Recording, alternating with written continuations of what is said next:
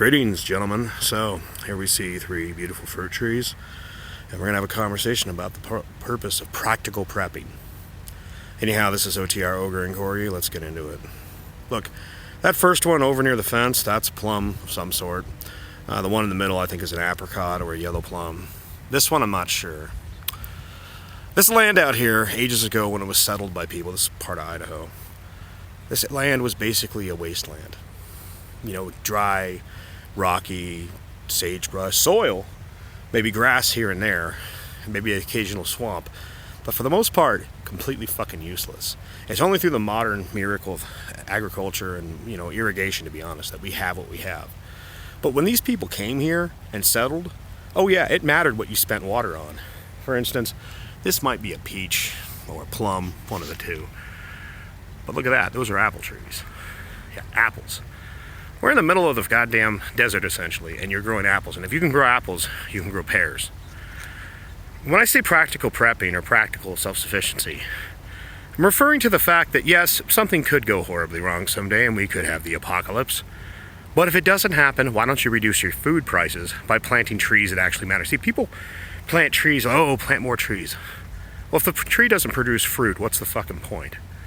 I mean, well, what if you want it for wood? That's true. That's a good productive point. But that's year over year, where am I going to receive more benefit? Trees that produce me wood someday in the future, probably after I'm dead, or trees that produce me food throughout the course of my life and continue to produce food long after I'm dead. Nobody is taking care of these trees. And yet, there's still food everywhere. This food could be canned, it could be dried, preserved in some such way, and you'll be living good. People say, well, it takes time and effort. Sure, but I mean, you're going to waste your time and effort on something, and if you're really out in the middle of nowhere, why not use your time to do something productive in your own life? And me personally, why I picked Western Washington is because you can grow frost peaches there. Frost peaches, there's seafood, there's wild edibles, and you can grow apples, pears, plums, all that.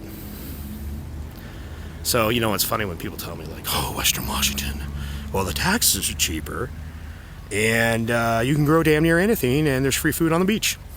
So, yeah, next time you're listening to some apocalypse preacher talking about, the end is near, agenda this or that, da-da-da.